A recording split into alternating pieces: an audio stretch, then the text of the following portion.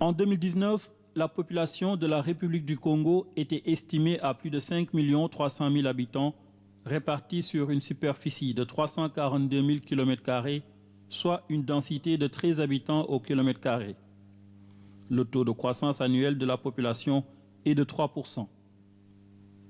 Bien que la mortalité maternelle ait diminué sensiblement, passant de 781 décès pour 100 000 naissances vivantes en 2005 à 436 décès pour 100 000 naissances vivantes en 2015, elle demeure néanmoins encore élevée. La cause principale réside dans la mauvaise qualité des services, puisque 89% de ces décès sont liés au manque de soins obstétriques et néonatales d'urgence, selon l'enquête de 2016 sur la surveillance de la santé maternelle. Présent au Congo depuis 48 ans, l'UNFPA, le Fonds des Nations Unies pour la population, intervient justement pour contribuer à la réduction de la mortalité maternelle à travers l'amélioration de l'accès et de la qualité des soins et services de santé reproductive. Au niveau du Congo, comme nous commençons un nouveau cycle de programmation en 2020, on met l'accent sur la lutte contre la mortalité maternelle. On met l'accent sur cette thématique puisque non seulement le Congo a enregistré des progrès importants durant la décennie passée, mais justement l'UNFPA voudrait consolider ses acquis en mettant l'accent sur la qualité des soins. Parce que nous avons constaté que la plupart des décès maternels interviennent à cause du troisième retard. Le troisième retard, c'est celui qui se passe quand les patientes arrivent dans les structures de santé où elles ne reçoivent pas des services appropriés. Donc nous travaillons avec le gouvernement pour redresser ces manquements et ces obstacles pour pouvoir atteindre l'objectif global que vous connaissez. L'objectif global de l'UNFPA, c'est 0 décès maternel évitable. En même temps, nous travaillons sur des facteurs qui sont socioculturels, économiques, qui sont aussi des facteurs déterminants de la mortalité maternelle, c'est-à-dire le statut de la femme, l'autonomisation de la femme, le fait de savoir que la femme doit accéder à la connaissance, notamment la connaissance relative aux contraceptions, la décision de l'utilisation des méthodes de contraception pour avoir un certain contrôle de sa fécondité, mais aussi l'accès aux ressources financières, puisque l'accès aux soins parfois est payant. Le 6e programme de coopération UNFPA République du Congo démarre au moment où le pays a effectué des progrès remarquables dans la lutte contre la mortalité maternelle et néonatale, des progrès reconnus et salués par le directeur régional de l'UNFPA pour l'Afrique de l'Ouest et du Centre lors d'une récente tournée dans le pays. Merci. Le Congo a ainsi fait des bons qualitatifs dans la réduction de la mortalité maternelle, en net recul de plus de 45% en l'espace de 10 ans. Ces résultats sont le fruit d'une volonté politique et d'un leadership affirmé jusqu'au plus haut sommet de l'État. Le Congo a pu baisser de plus de 45% donc la mortalité maternelle en 10 ans. Donc, c'est une performance qui dépasse de loin donc celle réalisée par l'ensemble de la communauté internationale sur 25 ans. Donc le Congo a pu faire en 10 ans ce que la communauté internationale n'a pas pu faire en 25 ans. Nous avons également remercié le président pour le rôle qu'il a joué pour l'adoption de la feuille de route de l'Union africaine en 2017, donc pour les investissements dans les jeunes et la capture du dividende démographique, parce que le Congo a été le premier pays en Afrique au sud du Sahara à lancer sa feuille de route pays. Nous avons également apprécié l'inscription dans le plan national de développement du Congo, la question de la capture du dividende démographique, que le Congo a élevé comme priorité permettant un peu de réaliser un peu son pari de gagner de capital humain, de l'investissement dans le capital humain. Je pense qu'il y a également un exploit que nous avons salué. Nous avons également apprécié l'effort du Congo en ce qui concerne les investissements dans la santé, parce que le Congo fait partie des rares pays en Afrique au sud du Sahara qui se sont rapprochés de façon visible de l'objectif d'Abuja, de mettre 15% des dépenses publiques dans la santé. Et à ce niveau, nous avons suggéré que cet effort politique, cet engagement politique puisse être accompagné par des décaissements effectifs, plus effectifs malgré un peu les tensions budgétaires qui sont connues. Et d'ailleurs, c'est le moment de lancer un appel donc, à tous les partenaires du Congo, à la communauté internationale, l'ensemble du système des Nations Unies, mais également les autres acteurs, donc du bilatéral comme du multilatéral, pour qu'ils puissent renforcer leur accompagnement aux efforts du Congo, d'investissement dans le capital humain, dans le cadre aussi du programme en cours avec les partenaires qui pourrait aller très loin dans l'accélération des progrès que nous avons reconnus, que nous avons salués et pour lesquels nous avons transmis nos félicitations à Monsieur le Président de la République. À la lecture de l'intitulé du ministère, le FUNIAP est entièrement concerné par la problématique que nous gérons au quotidien au niveau de notre pays. Nos discussions tournent autour de la suite des discussions que nous avions déjà eues avec le directeur régional lors de la CIPD 25 à Nairobi et autour du partenariat qui dure depuis plusieurs années entre la République du Congo et le FUNIAP. Nous avons un programme de travail commun que nous mettons en œuvre, des financements du FUNIAP. Et nous avons des axes sur lesquels nous focalisons notre partenariat, 3 axes principaux d'ailleurs pour cette période de partenariat. Malnutrition, hypertension artérielle, hémorragie, anomalie maternelle ou fœtale, infection après l'accouchement, maladie, anémie. Les causes des décès maternels sont multiples. Pourtant, d'importants efforts ont été consentis par l'État congolais et ses partenaires pour améliorer le plateau médical et l'offre de soins néonataux et obstétriques d'urgence. Selon les données officielles, une majorité de femmes enceintes sont suivies régulièrement. 86% d'entre elles vont aux consultations prénatales et 82% accouchent en milieu hospitalier. Nous avons à peu près en moyenne 20 à 25 accouchements par jour et dans l'année on est autour de 7500 accouchements ici. Nous avons réalisé 767 césariennes l'année passée. On a fait aussi 97 GU avec un taux de césarienne qui se situe à 11%, le taux de césarienne. Et avec les accouchements sous pathographe qui sont autour de 90%. Nous avons des décès. L'année passée, on en a enregistré 23 décès maternels, dont 9 étaient des décès extra-hospitaliers. C'est-à-dire que puisque dans la définition du décès maternel, ils sont pris en compte.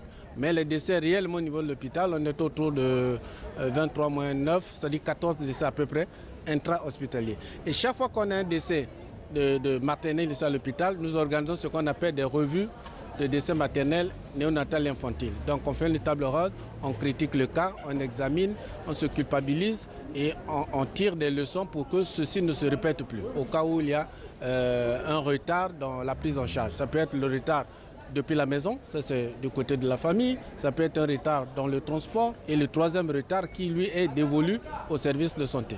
Il faut apprendre à réagir à temps. Quand vous savez que vous ne pouvez pas juguler une situation, il faut référer à temps. Et comme nous sommes un centre de prise en charge, nous sommes aussi appelés à faire des césariennes. Donc quand nous sentons que ça se complique, nous faisons la césarienne. Donc durant 2 ans, nous avons agi tout simplement sur une extrême prudence. Donc vaut mieux pécher par excès que par défaut. Donc c'est la politique que nous menons en matière d'accouchement. Voilà pourquoi nous n'avons pas enregistré de décès maternels sur près de 3000 naissances. UNFPA nous a beaucoup accompagnés dans le cadre de la prise en charge des femmes en grossesse, ainsi qu'au niveau du district, dans la CPN, l'amélioration des indicateurs de la santé de la reproduction. Et on a un appui technique au niveau des blocs techniques d'accouchement, un appui matériel aussi qui s'est concrétisé, un appui logistique, ainsi qu'un renforcement de capacité que nous avons reçu. À Brazzaville, l'hôpital spécialisé mère-enfant Blanche Gomez s'occupe exclusivement de la mère du début de la grossesse jusqu'à l'accouchement.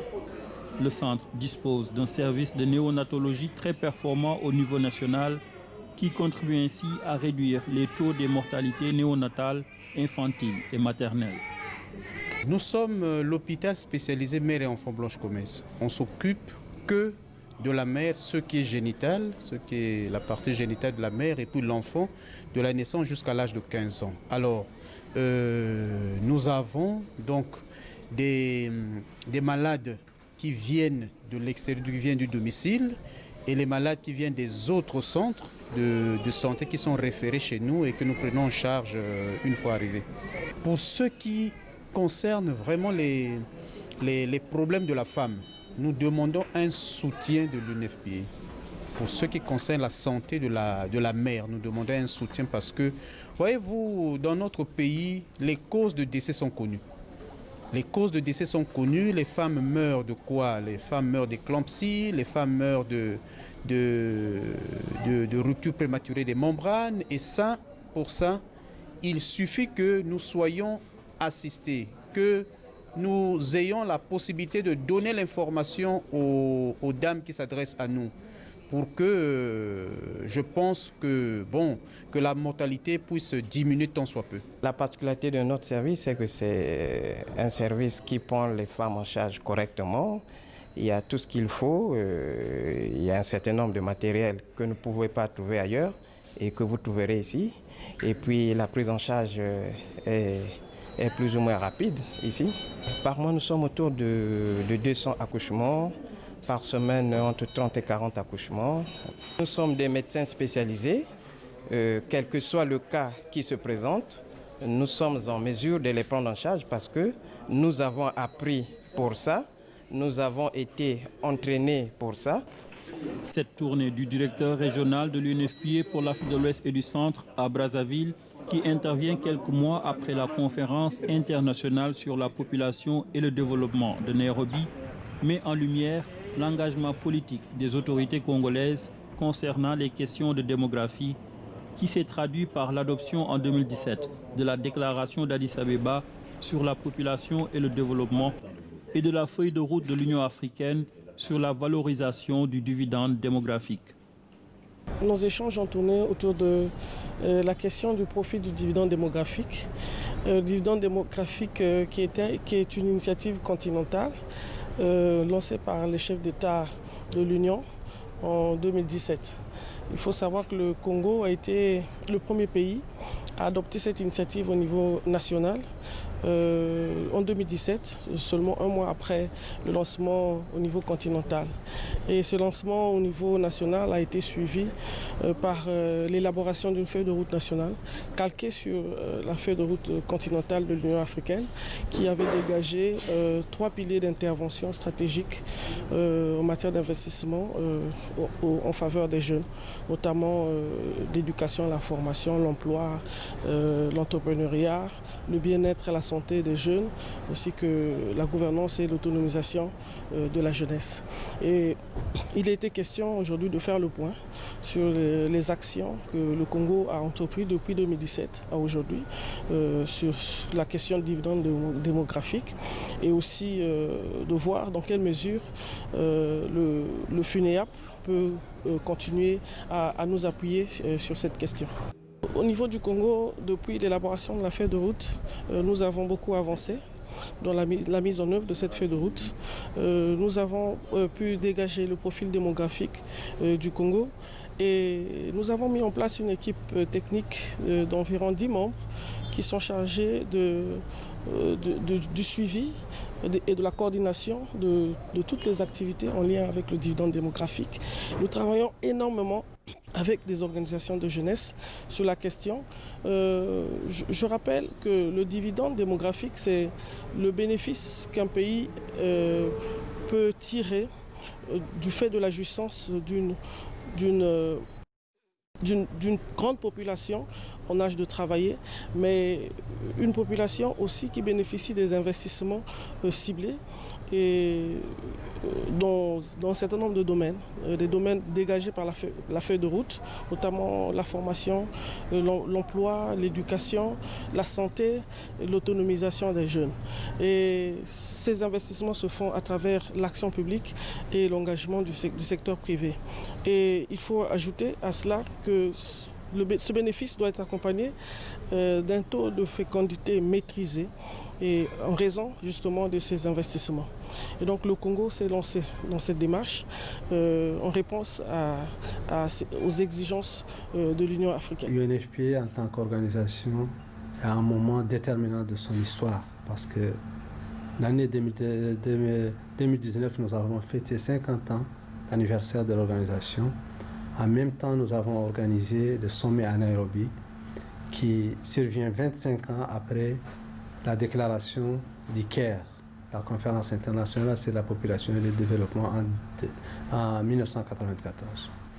Donc, cette visite du directeur régional intervient à un moment historique pour le partenariat entre le gouvernement du Congo et UNFPA. C'est le moment d'apprécier et de voir quel a été le progrès enregistré durant ces 48 ans d'existence de l'UNFPA au niveau du pays. Bien sûr, le partenariat a évolué. Il a commencé par un petit bureau d'assistance technique qui était basé au niveau du ministère du Plan pour évoluer vers un bureau pays avec environ une trentaine d'experts pour appuyer le gouvernement dans différents domaines. Donc nous pensons que c'est une opportunité importante pour que le directeur régional puisse engager des discussions et des échanges avec les autorités du pays, notamment le président de la République, le Premier ministre et les ministres partenaires. Et ça a été une opportunité pour constater que le pays a progressé et il a donné l'exemple des évolutions en matière de réduction de la mortalité maternelle qui ont été substantielles, où UNFPA, avec d'autres partenaires, ont contribué de manière conséquente à l'aboutissement à ces résultats. Le programme de coopération UNFPA Congo, mis en œuvre sous le leadership du ministère du Plan, de la Statistique et de l'Intégration régionale, a été formulé selon une approche participative. L'objectif principal de ce programme, d'un coût de 12 millions de dollars, consiste à la réduction de la mortalité maternelle en améliorant l'accès et l'utilisation des services de santé sexuelle et reproductive de qualité, en portant une attention spéciale aux femmes, aux jeunes et adolescents, à la communauté indigène, aux personnes handicapées et aux personnes vivant avec le VIH-Sida. Notre programme de travail cette année se concentre sur 3 axes. La santé sexuelle et reproductive, mais aussi deuxièmement l'autonomisation de la femme et troisièmement les questions de population, donc notamment les questions de démographie, les indicateurs de population. Et il était important pour nous justement de nous accorder sur les différentes interventions. En ce qui concerne la santé sexuelle et reproductive, le FUNIAP nous accompagne, que ce soit au niveau de la planification familiale, que ce soit au niveau du contrôle des décès maternels et néonataux, les soins obstétriques et néonataux d'urgence, et que ce soit au niveau de base ou au niveau central. Le FUNIAP nous accompagne sur les questions liées aux fistules obstétricales. Le FUNIAP nous accompagne dans plusieurs domaines en ce qui concerne la santé reproductive. Il est même notre partenaire pour les intrants en matière de santé sexuelle et reproductive, y compris la césarienne. L'UNFPA est venu constater qu'au Congo, il y a eu une évolution assez intéressante en matière de santé maternelle et infantile, parce que c'était une problématique qui, depuis quelques années, nous faisait un peu de mal. Et surtout, la Première Dame en souffrait beaucoup. Et le fait que les chiffres aient évolué positivement aujourd'hui, que nous sommes dans une dynamique qui permette de conforter cet élan, pour nous, venant de la part d'un partenaire onusien, c'était quelque chose qui vient conforter et réconforter le travail qui a été fait au plan national. Avec une population plutôt jeune, 42% ont moins de 15 ans et 16% ont entre 15 et 24 ans, la structure des âges donne la possibilité de maîtriser le dividende démographique si les bons investissements sont réalisés. Plusieurs défis restent cependant à relever concernant l'amélioration de la disponibilité des produits de santé de la reproduction, notamment pour les jeunes et les adolescents, la mise en œuvre de la politique d'éducation à la sexualité ainsi que celle de l'emploi des jeunes. Notre intervention consiste essentiellement à faire la promotion de l'éducation sexuelle complète et des droits sexuels. Donc notre objectif, c'est que les jeunes aient une sexualité responsable. Donc habituellement, on organise des séances d'éducation sexuelle complète au niveau des écoles, on en organise aussi dans les rues, dans d'autres associations aussi et dans les marchés de temps en temps.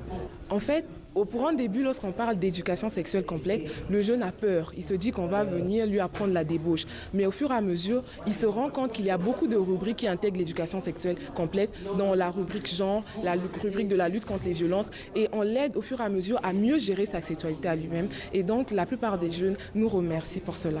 Le plus important, c'est le programme que nous avons lancé, qui est le programme Tic Tac Ado, qui est un programme d'éducation sexuelle complète en ligne. Nous fournissons aux adolescents et jeunes un programme complet d'éducation à la sexualité à travers l'Internet. L'impact, déjà, c'est le nombre de personnes qui s'intéressent au programme que nous développons. Quand je dis 600 jeunes comme ça, c'est déjà un très grand résultat pour des groupes WhatsApp. On sait tous combien c'est difficile d'animer et les jeunes se montrent tous les jours très enthousiastes et participent aux échanges.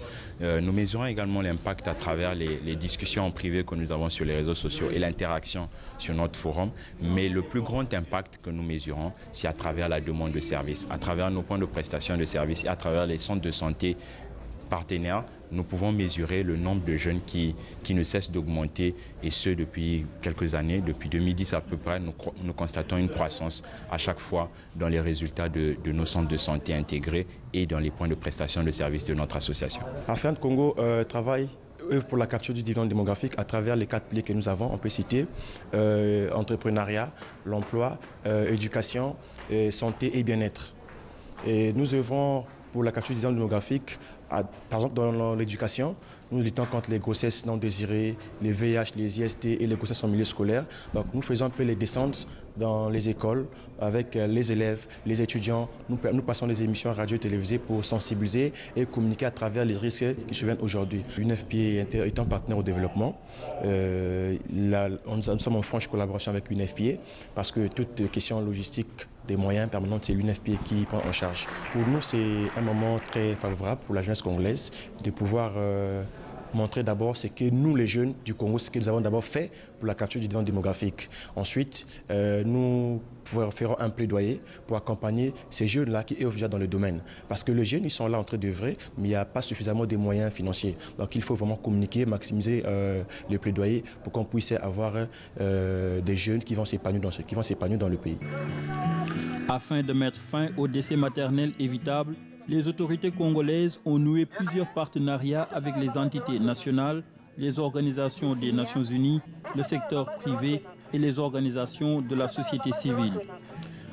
Les programmes conjoints portant sur la santé maternelle, la violence sexiste et les données seront élaborés avec le Fonds des Nations Unies pour l'enfance, le Programme des Nations Unies pour le développement, ONU Femmes, le Programme alimentaire mondial et la Banque mondiale, conformément à la nouvelle dynamique de mutualisation des efforts et des ressources pour plus d'efficacité et de succès.